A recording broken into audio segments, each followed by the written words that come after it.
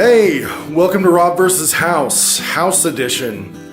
We're pretty overdue for a whole house update, so we're gonna do that. But I kind of need to give a little bit of backstory. So the house has, in some ways, gotten better, and in some pretty significant ways, gotten much worse. Some of the ways it's gotten worse has the specific story behind it. My godkids moved into a new apartment, and they were told that they couldn't have a cat. And so I said I would take on this other cat. I've taken on one cat, and we're both still here. And so I thought I would take on this other cat. So I was kind of incorporating her into the new house. This was a few months back. Yeah, so I was like introducing him to the house. This cat's name was Milo. It was going well. He'd been there for like 5 days or something. I was keeping Ash downstairs. And so I thought that it was time for Ash to maybe meet Milo. And Milo is a super skittish cat. Like he just is. And so when they met, it didn't go well. Milo got scared. And he jumped into the vents. He jumped. It didn't even occur to me to secure the vents. Like it didn't occur to me to do it. And so he jumped into this vent that I'm going to show you. I guess this will be the cat episode. I'll show you all the cat damage that I need to fix. So here we go. Here is the vent that he jumped into. If you look closely, you can see where I've now securely anchored this into loose drywall instead of a stud. And here's the hole in the floor. I've showed this before with the like sheet of just random wood that was there. I dug this out thinking that maybe the cat was just down in here.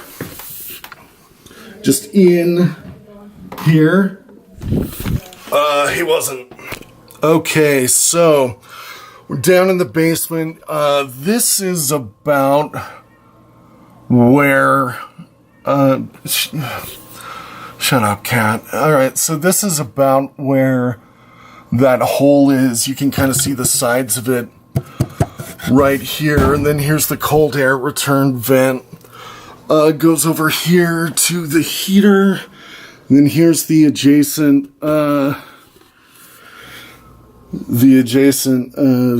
hot air, or maybe I've got that backwards, I don't know.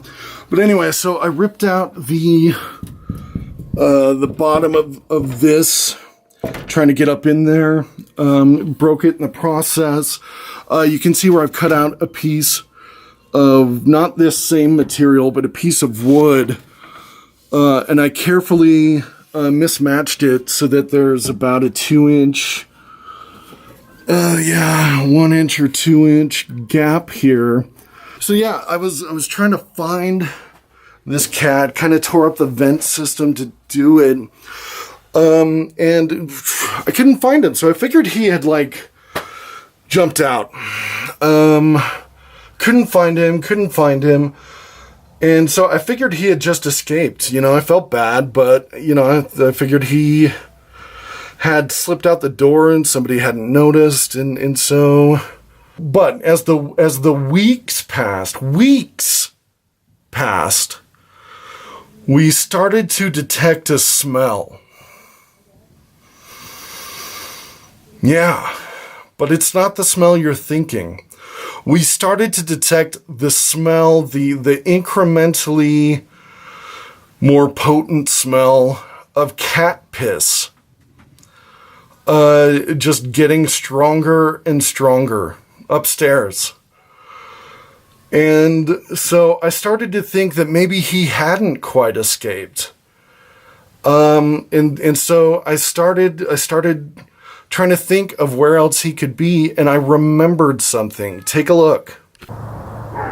Here's a little gift from Ash. So I remembered this thing, this door here. I don't think about it much because it's, you know, it's partially hidden by the hose. But it's, I guess, from the old days when people would get coal deliveries. I opened it up for the first time, and probably since it's been painted. Yeah, the cat didn't leap out, but it did seem to spook him, because he had found a little slot. So here we are in what I use as a storage room, but is what was, I guess, the coal room. If you look up in here, that is the other side of that coal storage door. It's pretty gnarly. It's pretty yucky. And so I thought that maybe this vent opened up, and it does a little bit, but I don't think that cat got through the vent into there. I thought he had. I think it's more likely he got up from that vent into here, and then up into here. So at first I ripped out this wall, and then I started ripping out this cardboard ceiling. I didn't find a cat, but I did hear something scrabbling. I gotta make it clear, like, obviously before I was ripping out walls and ceilings, I was knocking on this thing and I didn't hear any reaction. So I called animal control when he first hopped into the vents, and you know, they didn't have anything they could do. I thought they might have that camera, that snake camera. They didn't. All they had was the sort of snare on a stick, and even that was like something that was on loan from the county, and they didn't have it that day. And again, when this cat, when I saw him, they didn't have on loan this day either. When animal control showed up, my roommate was giving a tattoo in the basement. I think his client was a little not freaked out, but unnerved by what was going on, because we were kind of chasing this cat back and forth. But anyway, my roommate and I kept at it. We got him to go into the vents in his bedroom. And we started taking off the vents, and the cat scrabbled up the wall and back into this vent here. And then we eventually got him to the point that he dove into the furnace. I know what you're thinking. Did I take the logical step and turn the furnace on to eradicate the problem? And it's something that I could have done and wish I'd done, but no, I didn't. Instead, I reached into the furnace and pulled out a very scared cat. So I've got this cat. It's scared to death. But I've got him. After weeks, I finally got him. The first thing I do, I put a collar on him with a bell. Right? We're not gonna have this problem again. He's gonna ring anytime he goes anywhere. He's chilling out. He's looking around. He's kind of too scared to move, but he's kind of checking things out. Again, this is September. The swamp cooler is still in. Before we know it, he dives directly through the styrofoam supports to either side of the window. I don't know how he could tell that they would give.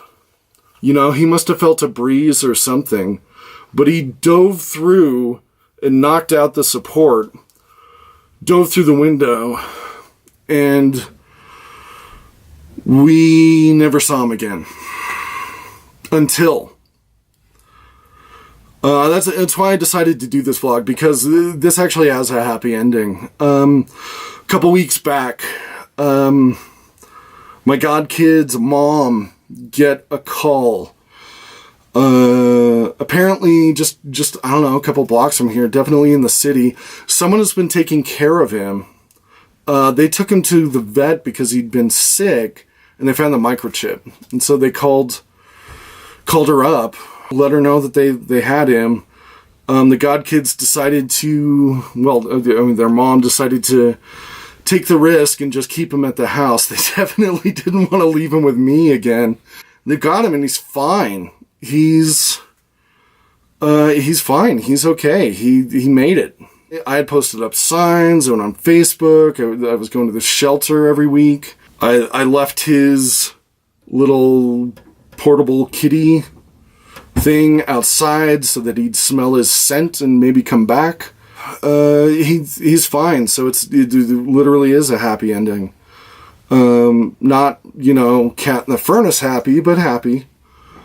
So, the only thing left to do is repair the damage. Now, my roommate works at a car dealership, and he took the first step of getting the rancid cat piss smell out of here by taking the machine that they use to get the smoke smell out of cars and running it in this room for, a weekend. And that, that pretty much took care of it.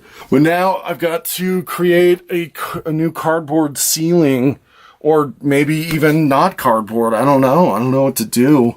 Something. I might take the shop back to some of this nonsense. Blah. It ain't great.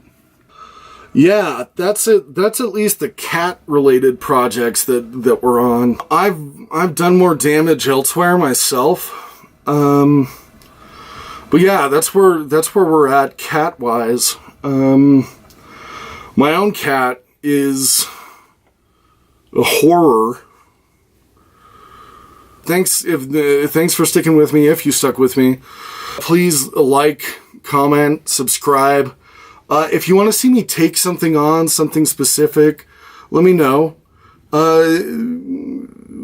I'll get more into this on the next vlog, but I'm gonna try and be more regular with this. You know what? That's actually the spell of doom. Anyone who says, "Oh, I'm gonna try and be more regular," they never are. I'm just gonna. If you see me being more regular, I will have succeeded in being more regular with these, and if not, then I will not have. Anyway, thanks for watching. That's it. Just thanks. See ya.